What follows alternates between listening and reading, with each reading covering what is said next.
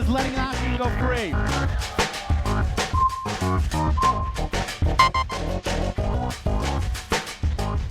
Hello, and welcome to another episode of Iron Science Teacher. Yeah. My name is Julie Yu. I'm a senior scientist here at the Exploratorium and the director of the Teacher Institute, which is a program where we work with middle and high school math and science teachers. Iron Science Teacher is the name of our show where we let teachers do what they do best. They do a math lesson or demo all based on a secret ingredient. And I will admit the secret ingredient is secret to you, but not to them, because proper preparation is important for teachers. And they have all prepared a lesson or demo that is framed around a secret ingredient that this year has to do with a special exhibition here at the Exploratorium.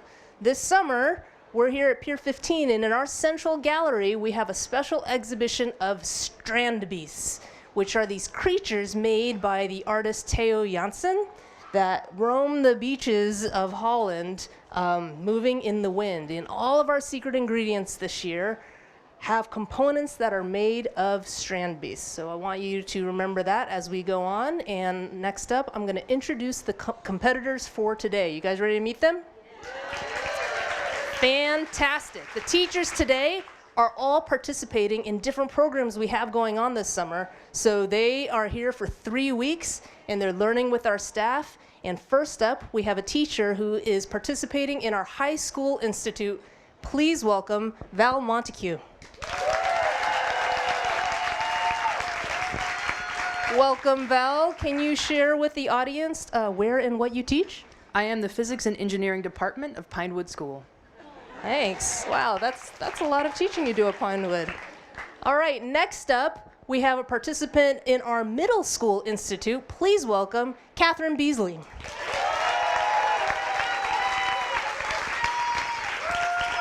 Catherine, can you share with us where and what you teach? Sure. I teach in Long Island, New York, and I teach 6th grade. Great, thank you. Catherine had the longest commute this morning, all the way from Long Island. All right, our third contestant today is also participating in the High School Institute. Please welcome Beth Nordine. Welcome, Beth. Can you tell us where and what you teach? I teach physics at Armio High School. Wonderful. Thank you, Beth. And last but not least, we have a participant from our Leadership Institute. Please welcome Jacob Aringo. Let me roll over here. Jacob, can you please tell us where and what you teach? I teach STEAM, which stands for Science, Technology, Engineering, Art, and Math at Herbert Hoover Middle School. Great, thank you. Please welcome Jacob. So he upped the science and engineering with some TAM, with some STEAM. All right, so contestants, I'm going to ask you to move behind this table that has our secret ingredient for today. And again, we're about to unveil what the main component of the science demos are going to be today, and they are really important in what makes up strand beasts. So they happen to be the primary component of strand beasts. So for those of you who have seen some strand beasts outside, you might be thinking to yourself, what is the main component of strand beasts? The secret ingredient today is, you guys ready? PVC! These are the bones of strand beasts. So wait, contestants, get ready, set, go. Grab some PVC. Think about what you want to do. Share, there's plenty to go around. And get busy prepping your demo for Iron Science Teacher. So you may have noticed that we had a couple of different kinds of PVC. This yellow PVC is the kind that's used in the strand beasts. And I'm going to come over here and grab this part. You can see that this is one of the pieces that Theo has made. This is a fossil of a strand beast that has fallen apart. And the Dutch PVC is a little different from the Schedule 40 we have in this country. It's a little thinner, and therefore Theo's able to use a heat gun to mold it into different shapes and create these wonderful creatures. Our contestants today grabbed some of this, but they're probably much more familiar with the stiffer Schedule 40 white PVC that we have in the US, and we should go around and take a look at what they're making with it. Looks like we're taking a look at Val, who's blowing into some PVC pipes. Val, in her former career, was a telescope engineer down at the South Pole. So Val spent some time at the South Pole working on telescopes.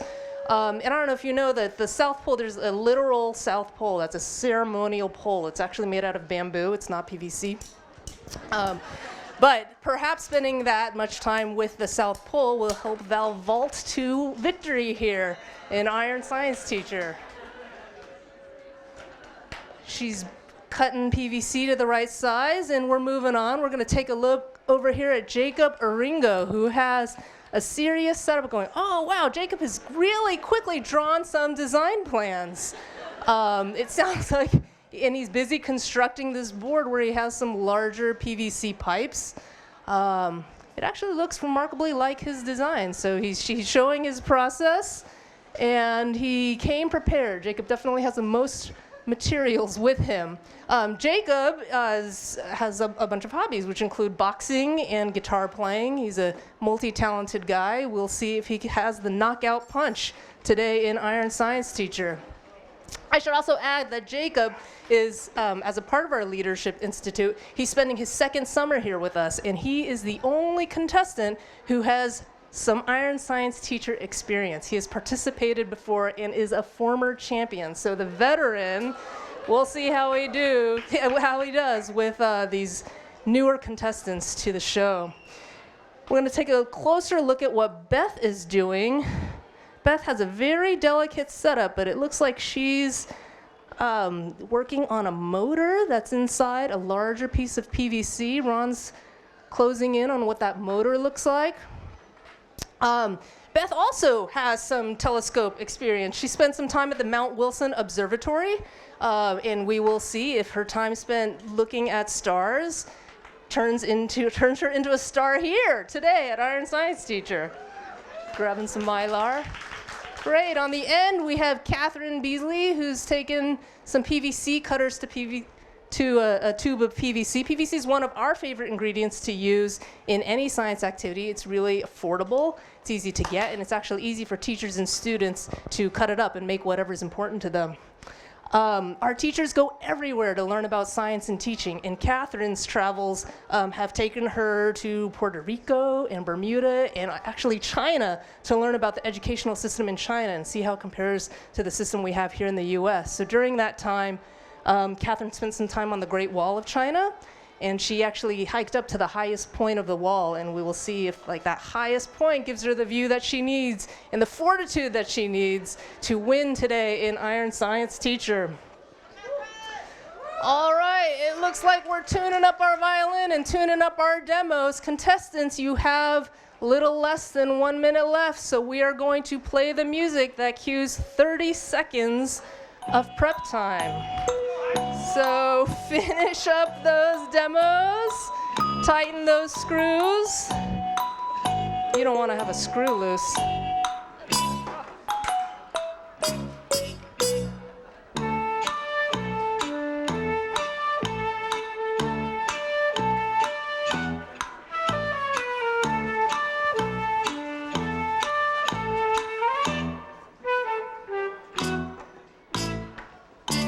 Okay, let's give them a round of applause. That ends the building phase of Iron Science Teachers. Contestants, I'm going to ask you to move off to the side so that we can make room for the first demonstrator. I forgot to remind you that you guys actually have a really important job. After all the teachers present, you are going to be the ones who determine the winner of Iron Science Teacher. So you are going to determine that by the strength of your applause. So it's really important that you pay attention and that you can be ready to vote for your favorite Iron Science Teacher. Can you guys do that? Awesome. Wonderful. Your first contestant to consider is taking the High School Institute this summer. Please welcome Val Montague.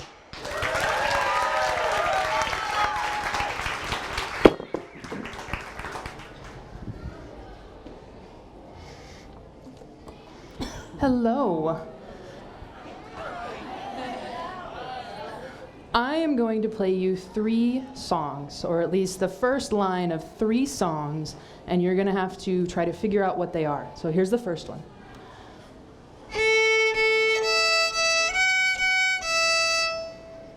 First song. Wait till I'm done with all 3. Here's the second one.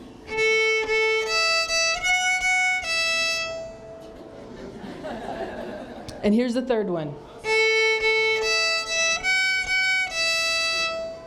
3 different songs. Who can name those 3 different songs? Who can give me one?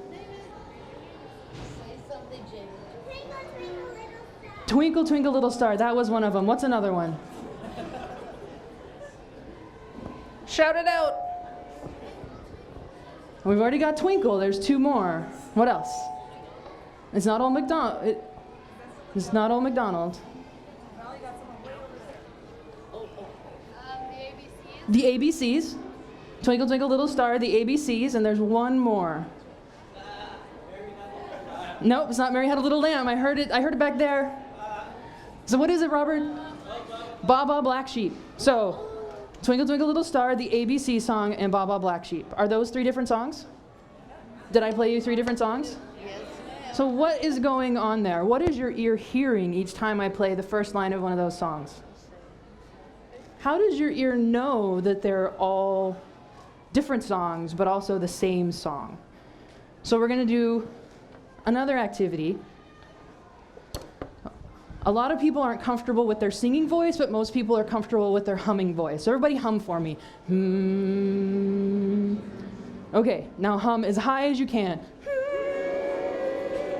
And as low as you can. All right, now we're going to do that same thing, except everybody's going to put their hand right here on their throat. And you're going to feel what happens when you hum high. All right, so high. And low. Did you feel something different? What was different? So we have a name for that. When you hum really high, it seems to vibrate faster more often than when you hum really low. Yes, sir? Loud and low. Low means loud. Well, you can be loud whether you're high and low. The name we have for whether something is a high note or a low note has to do with its frequency, of how often it is vibrating back and forth. So when you hum really high, it's vibrating back and forth a whole lot. When you hum really low, it's vibrating back and forth, but not quite as much. And the way that we control this frequency determines what pitches we hear and determines what song we hear. So with sound, the way that we control the pitch we hear is by figuring out what the wavelength is.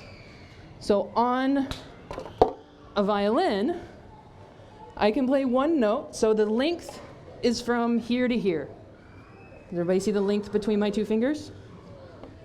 So if I play it open, it's that note. And if I move my finger in so I make the string shorter, it's that note. Was that higher or lower? I'm going to move my finger in even more. So here's the open, and here's the shortened string. Is that higher or lower? It's much, much higher. So as I make the string shorter and shorter and shorter, it gets higher and higher and higher. The way to remember that is a really short wavelength means a really high frequency. Everybody do that. Really short wavelength means a really high frequency. A really long wavelength means a low frequency. So that's true for all waves, but especially for sound waves. And by controlling the wavelength, we can control the frequency, which means we can control the pitch that we hear. We can also do that with PVC. This is called a panpipe, and each of these is cut to a different length, so that when you make the air vibrate inside, it will vibrate at different frequencies. So everyone has a different length. That means they're all going to have a different frequency.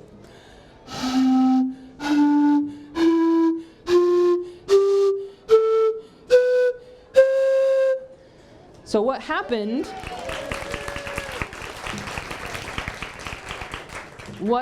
as the wavelength got shorter? Short wavelength means a high frequency. So even using something as simple as PVC, you can play 3 different songs.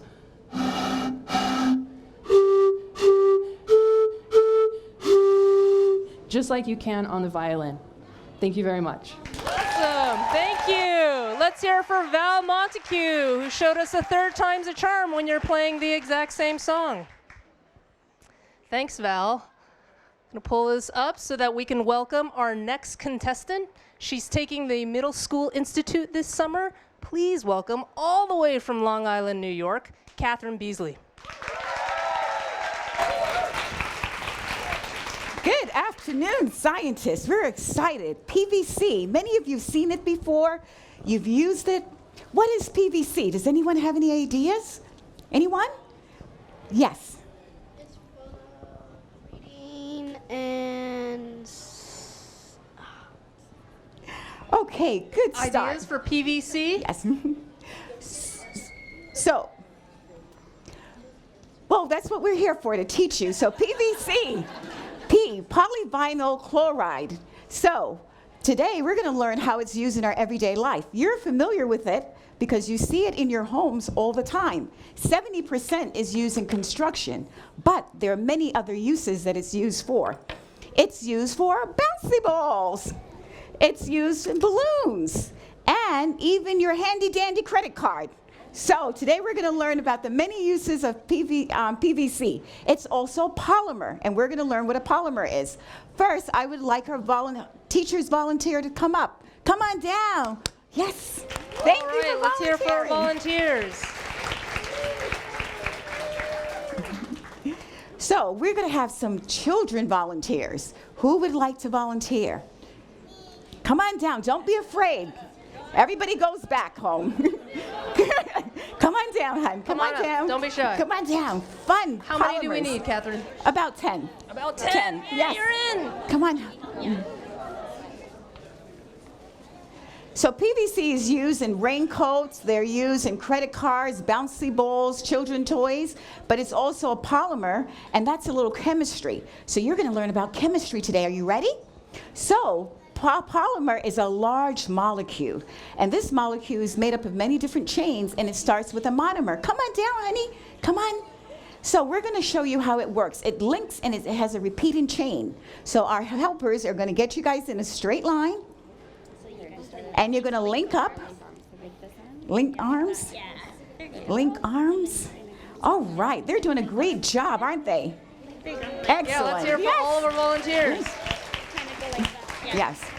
So in real life, one molecule polymer could be thousands and thousands, hundreds of thousands. But today we only have a few kids, so they link arms. It could be linear, but the polymer bunch up like a spaghetti. So let's see if you can become a spaghetti. Close in, close in. Ooh, look at the spaghettis. Yep. So just like plastic, it bends, it opens up. Great job. So open up again. Open up again. Yes. And polymers also bend. So can I see you bend?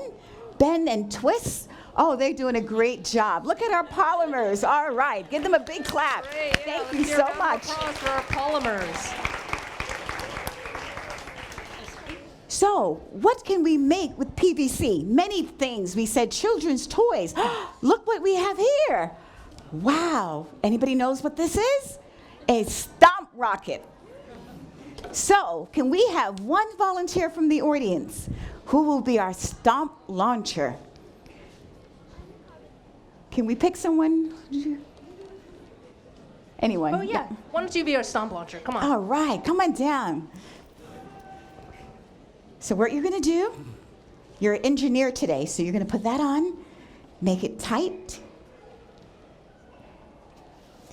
Okay, okay. And are you ready? Can we give him a countdown? Okay.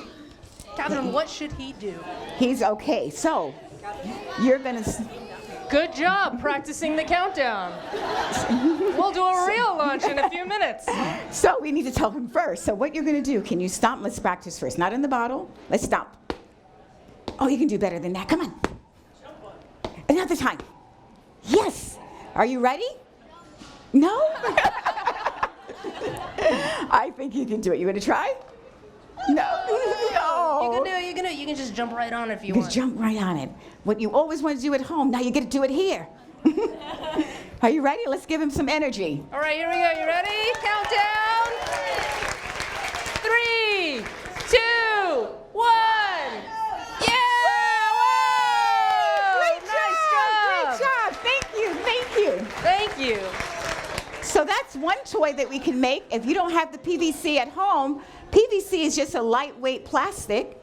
So you can just get a straw and you can also launch a rocket. That's fun. And I need 2 volunteers. My teacher volunteers, we just need 2 volunteers from the audience. 2 volunteers. Do you want to pick someone? Oh, sure. Okay.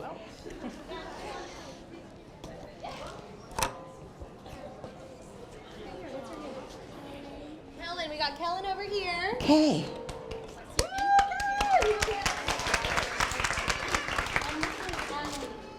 All right, Kellen and Emily, thank you for volunteering. Okay, are you ready? Come on over. We're going to make something. So, teacher volunteer, if you can help them out. You have a mystery cup here with some mystery substance, and I just need you to pour that in to the cup. Pour it right in. And then you're going to put 1 drop of the food coloring.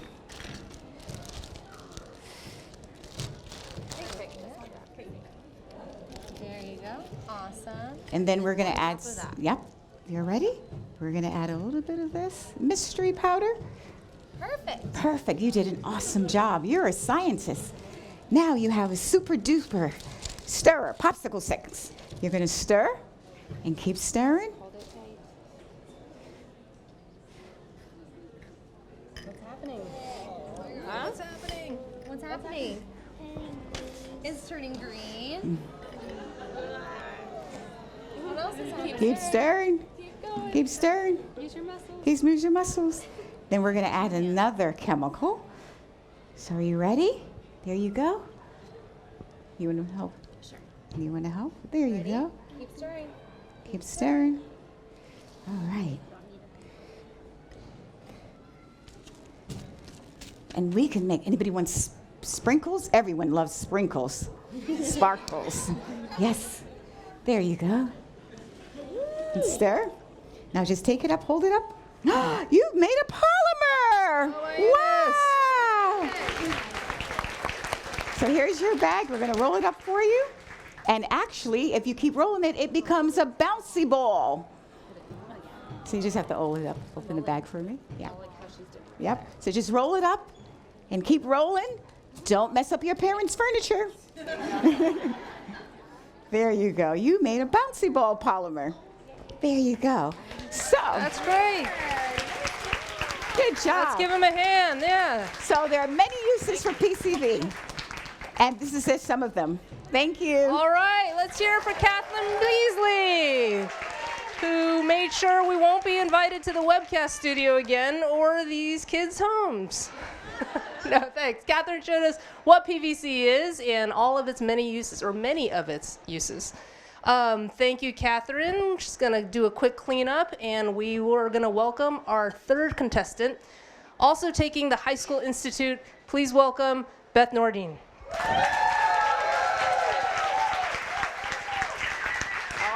Good afternoon, everybody. So the original idea when I was going to do Iron Science Teacher is like, I'm going to make a demonstration that shocks the audience. But what actually ended up happening is I shocked myself quite a bit during making this demonstration.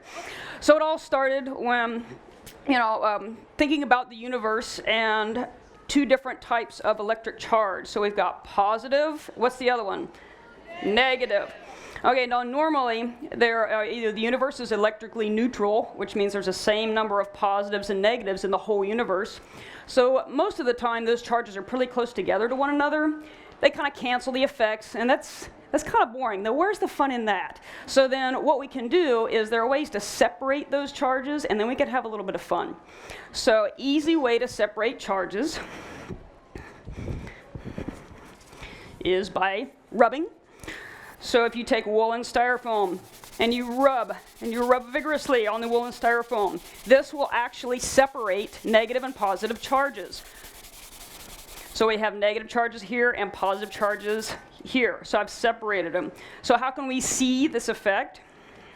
Well, take something that reacts to charge, so tiny strips of metal. Okay, so that's pretty fun. That's pretty cool. I'm having lots of fun. Wow. You know what? I want to do this more and more. This is so fun. I want to do it again and again.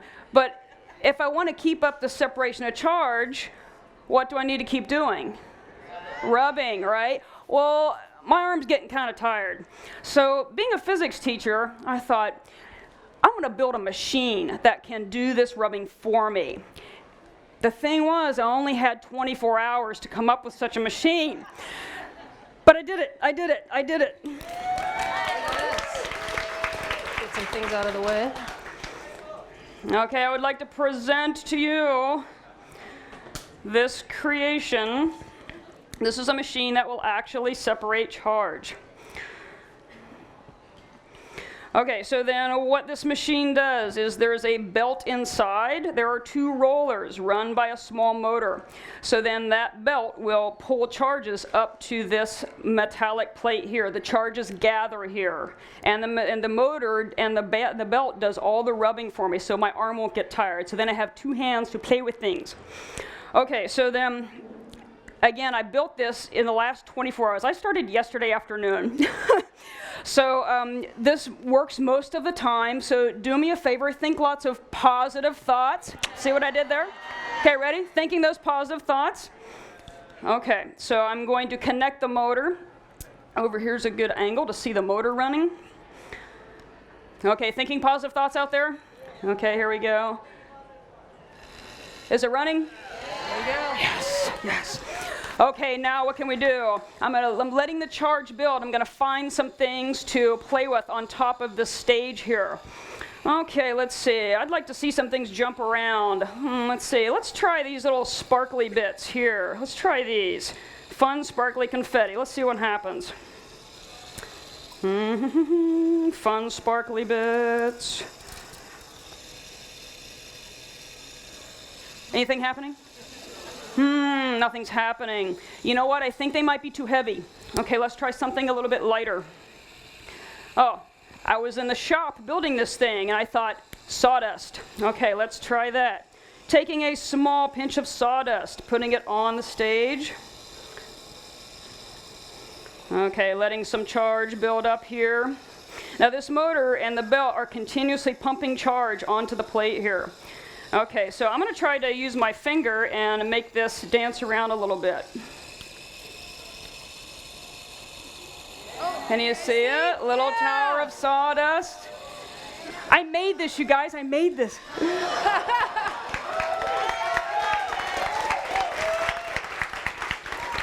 All right, and one final, okay, think lots of positive thoughts this time. One final demonstration of this awesome machine, hoping this does well. Small loop of mylar. Let's see what happens here. Whoa! Did you see it dance? It jumped right off the plate. Let's try one more. Okay, I'm holding it above the plate, letting it go. See, it bounces right off that plate. All right. Positive and negative charge, separate for fun. Awesome. Let's hear it for Beth, who used PVC to create a charge separator. That's amazing. All in 5 minutes of prep here at Iron Science Teacher. No. All right, thank you, Beth.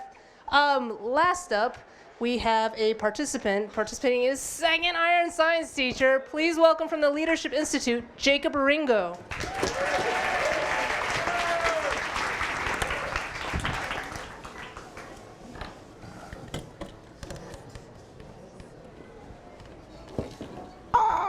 You need a hand? I'll fix it later. All right.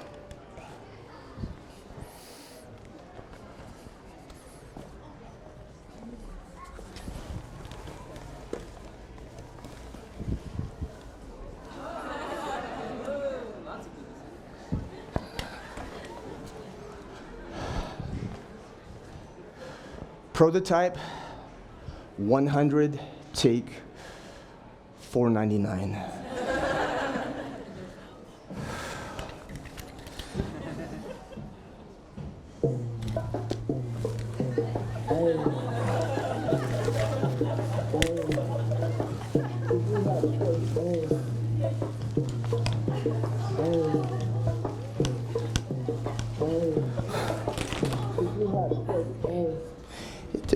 work.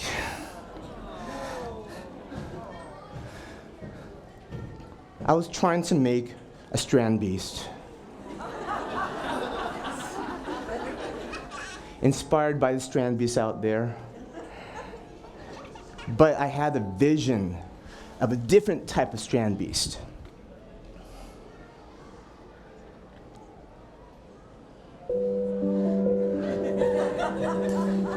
That one day, the human body is going to be integrated into the strand beast, and we could walk together on the beach. One day. But this contraption's not doing it for me.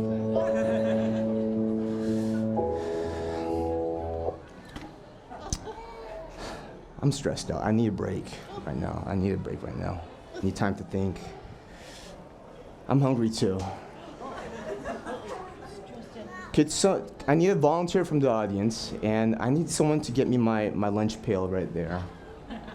Could someone get me my lunch pail really fast? Because I'm just lazy right now. I was up till 2 o'clock building this and building that. Be careful, watch your toes. Oh, excuse me. What did you notice about this? It's heavy. Hold on. What'd you notice? It's heavy. Do you know why?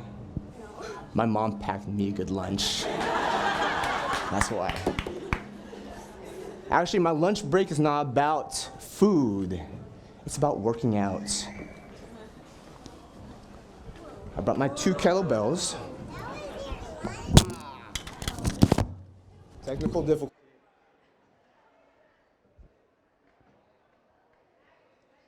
And they're about 25 pounds each. You could do a variety of things. You could lift it up like that. You could do swings, a lot of things. But my actual lunch is upstairs, and I don't want to carry this. So we have to think about what type of things I need to do to get this kettlebell upstairs. Thank you. So one way of getting the kettlebell upstairs is I can push it like this, but as I'm applying some force to it, it travels a certain distance and I'm doing some work. All right? Same thing here. If I'm pulling something here with a certain amount of force and it's traveling a distance, it's going to do some work. Everybody say work. Work. I'm ready to do some work. Are you ready to do some work?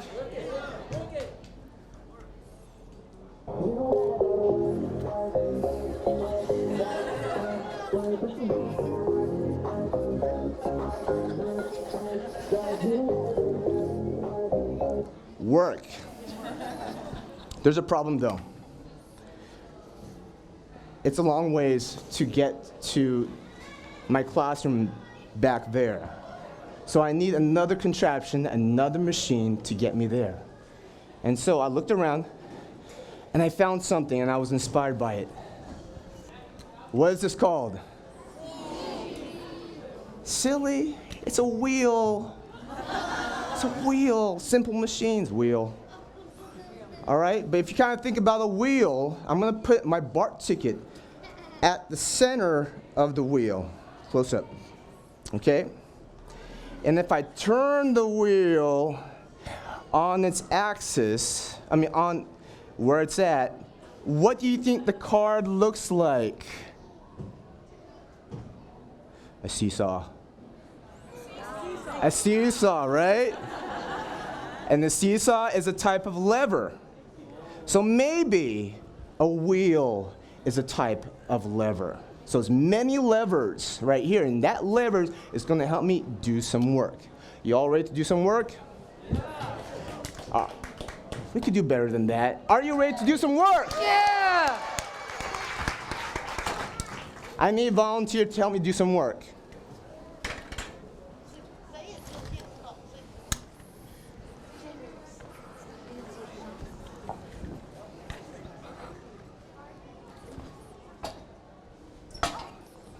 All right, you're going to push from the back.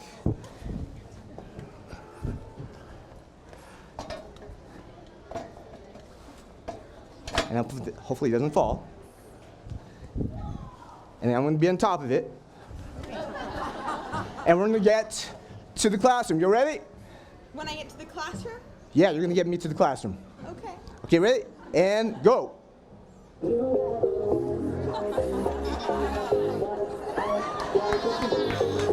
Stop.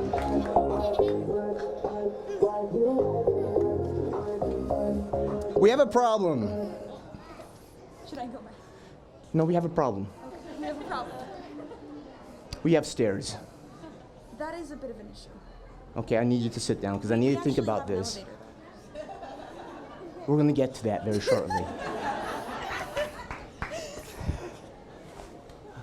Lenora, we're going to demonstrate how we're going to get those kettlebells upstairs. Okay?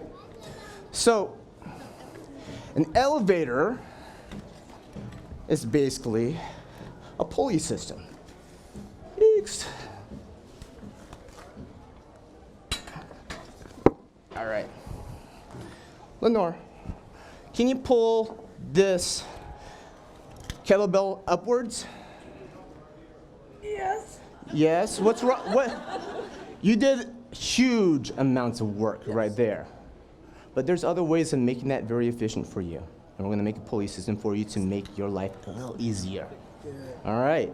So here's a pulley system that you all can make at home, and it only takes 2 PVC pipes. Okay, so what we're going to do is we're going to have one here. You're going to carry that, and hopefully, no, you need to have 2 hands on that, on the PVC pipe. All right, and this is one way of making a pulley system. Hold tight, it's a little heavy, all right? And I recommend like curls right there. And hold tight, ready, and go. We'll trade. You pull, I carry. And go. Hand of applause to Lorena. Lenore. We have a pulley system right there. All right, so I have all the solutions to get upstairs now, which is awesome. Thank you. Okay? It's here for Lenore. But with all the things that I've learned about simple machines, this is not possible for me because Teo took 25 years and I took 8 hours to make that and that, so I don't have a lot of time. So I made my own little machine right here.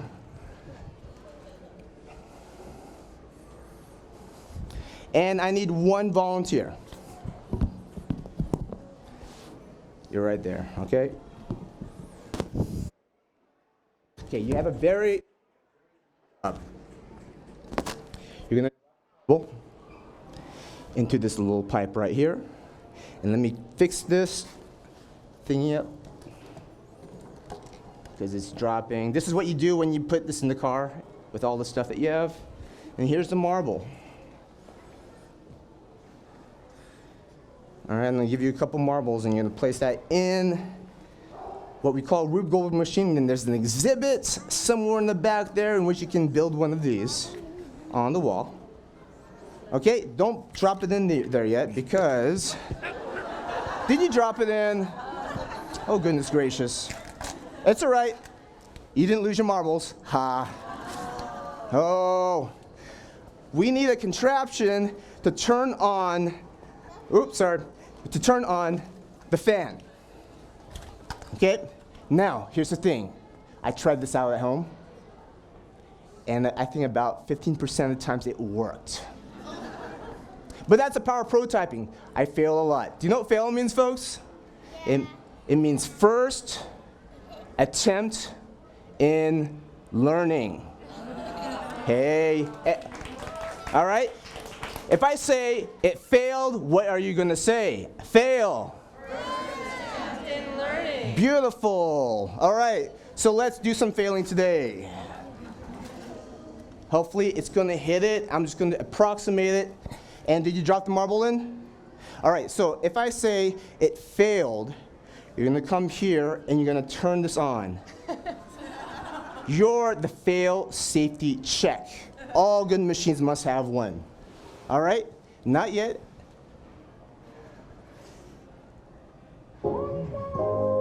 Drop it in.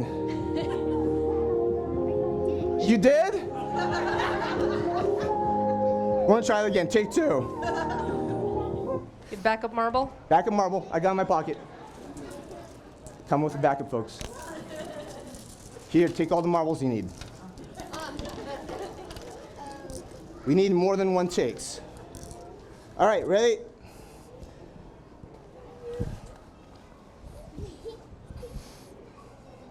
Go. Take 2.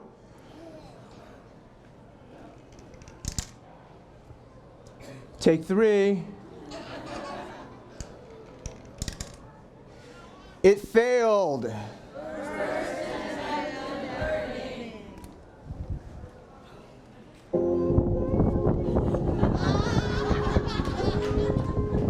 Thank you, everybody. All right, let's hear it for Jacob Baringo, who went on to be a second attempt at learning.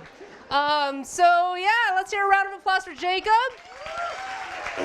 His attempt at making a human strand beast and using PVC to get lunch in front of the museum. All right, that's it. That's all the contestants for today. So do you guys know who your favorite is? Which lesson you thought demonstrated the best science using the secret ingredient PVC? Okay, we're gonna bring out the contestants, and then I'm gonna remind you what they did, and then by the strength of your applause, we are going to crown today's Iron Science teacher. You guys ready? All right, so contestants, come on back out. Yeah, give them a round of applause. They spent a lot of time preparing. Wonderful.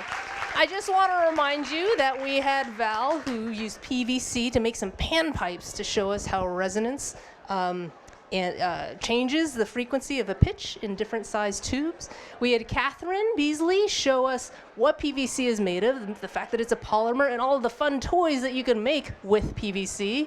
Beth created a wonderful machine using PVC that helps separate some charge, a Van de Graaff generator, and Jacob had a smorgasbord of wonderful soundtracked demonstrations that included the human strand beast, Rube Goldberg machine, all built around the idea of simple machines. So you guys ready to vote for your favorite?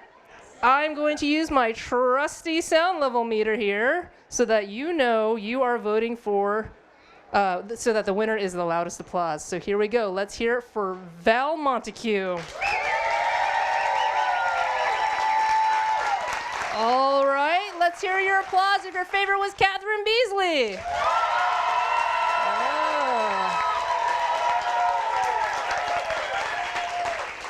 How about if you like Beth Nording? And let's hear for Jacob Baringo.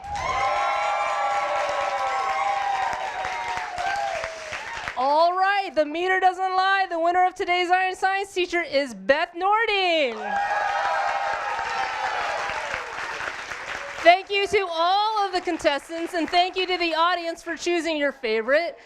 We will be back next week with one more ingredient that is used to make strand beasts. Please join us here at the Exploratorium in the webcast studio, live online at explo.tv or live on Facebook Live.